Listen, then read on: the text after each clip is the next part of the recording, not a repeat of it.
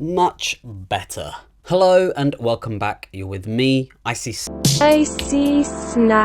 Meet Mica Tenenbaum and Matt Lewin, the dynamic duo behind the genre-bending synth-pop band Magdalena Bay, blending this unique feeling of nostalgia and numerous pop influences from ABBA, Churches to Crystal Castles and many, many more. Like many up-and-coming and well-established bands these days, they come from a DIY background, so to speak. Creating music in the bedroom, at home, that kind of thing. Rooted deeply with internet culture, like many of us who grew up in that internet era. And as a group, they really embrace that aesthetic. And you see this on their music videos, their TikToks, that grainy VHS, naughty stardust, badly produced mess that's equally endearing as it is unnerving. Magdalena Bay's debut album, Mercurial World, released in 2021, receiving critical acclaim for its innovative sound and cohesive aesthetic. Tracks like Cherie and Secrets showcases their ability to blend nostalgia with a fresh, innovative, modern edge. If you think it sounds like Magdalena Bay,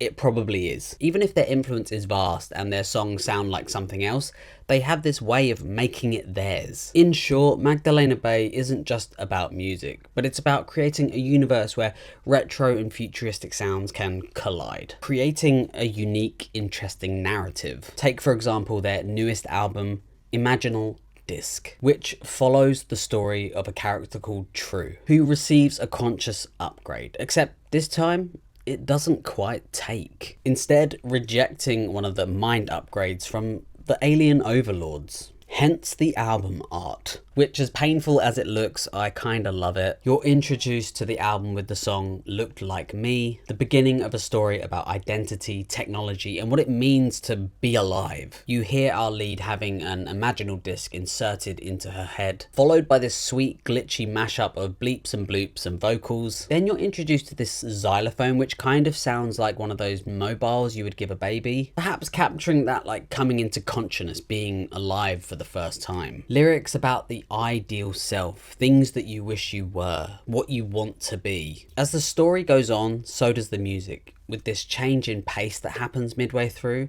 with this really nice bass and these sort of erratic but punchy drums. And then you hear these subtle horns come in, sort of signifying a change, coming into contact with your mirror self, someone who embodies all the qualities you wish you had, the things you want to see in yourself but on someone else. Then you have the vocals, which are quite soft, really complemented this jagged drum beat and heavy bass. This song really sets the tone for the rest of the album, but at the same time it doesn't really at all. It's really unexpected but magically cohesive. Then from here you have the chilling island vibe of Killing Time, the following song, which really should throw you off, but it kind of works seamlessly. The song in general is feeling laid back and relaxed, and then partway through you're sort of drenched with the rising tide and these stormy waves of guitars and grainy vocals, engulfing you in this like whirlpool of waves, which is chaotic, but it's also kind of beautifully hypnotic. A reminder that whilst you may be enjoying your time, it's also passing way too quickly. What I absolutely love on the album is it's full of these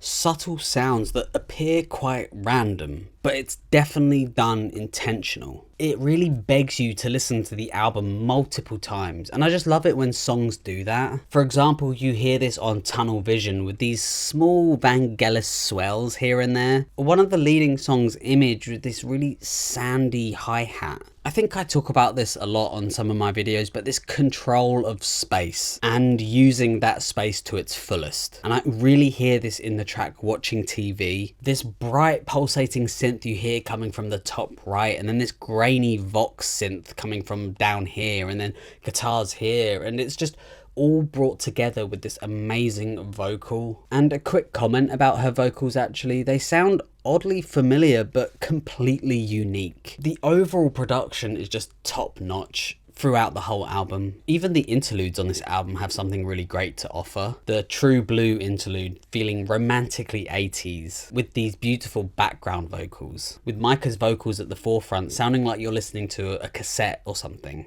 And then Diskinserted, musically sounding quite unsettled, perhaps alluding to a confusing pronunciation from the title track. But this just flows so well into the next track from here. I mentioned before how there's like a ton of influence from other artists and how they make it their own unique sound, but at the same time make it super cohesive. Starting with the song Image being really indie-tronica, then Death Romance channeling Primal Scream, but incorporating all these sort of synths and sounds that make it uniquely Magdalena Bay. Thematically and lyrically, it might be quite hard to follow, especially if you haven't like been aware of a story or even watched any of their music videos. I don't think you really need to know it to enjoy the music. Does it enrich the experience? Probably, yeah, but I don't think it hurts it. Anyway, coming to the last part of the album, which is just as strong as the beginning and the middle. That's my flaw, having this really nice boom bap beat to it that's really nicely saturated. Bass sounding funky, and coming into this chorus, this really crunchy guitar. Something you might hear on Gorillaz or something like that. Even after the chorus, you're treated with this twangy, what I can only think is a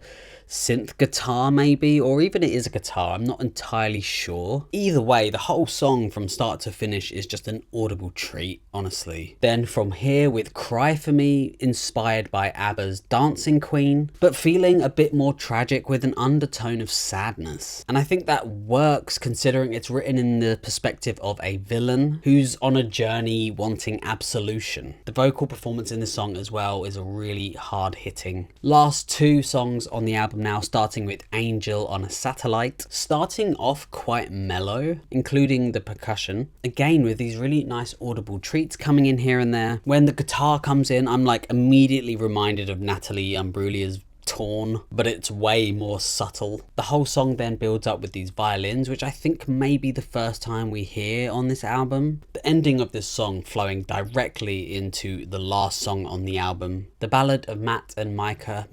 Nice to end the album with something feeling more upbeat, summery, you know, a bit more uplifting, until you get to like the last 10 seconds or so when this bass comes in there. Starts feeling a bit sinister and scary. A cliffhanger maybe? Either way, the instrumentation sounding really nice, kick, bass, everything meshing really well together. Seasoned with these little synth sounds here and there. A really, really good way to end the album on. Honestly, I loved this album. Not sure what I was really expecting. Well, maybe a little bit, but either way, I'm happy with how it turned out. The cohesiveness of styles and genres, especially imbued with their own style and unique blend, is kind of what makes them them, and it's no different on this album. The mix throughout sounding so good. Great instrumentation, great vocals, great performances. What more could you really want? Yeah, okay, the story might be a bit confusing and the lyrics might not make too much sense here and there unless you're sort of aware of the context that they're in, but that really doesn't take away from the emotion felt entirely. But yeah, saying all of that, I think I would give this album a 10 out of 10. Bah. I think the first 10 out of 10 I've actually given on this channel. So yeah, thank you so much for watching. Did you enjoy the album? Let me know below. Feel free to like, subscribe, comment, and tell me what you thought or what you think I should listen to next. And yeah, hopefully catch you on the next one. Thank you very much.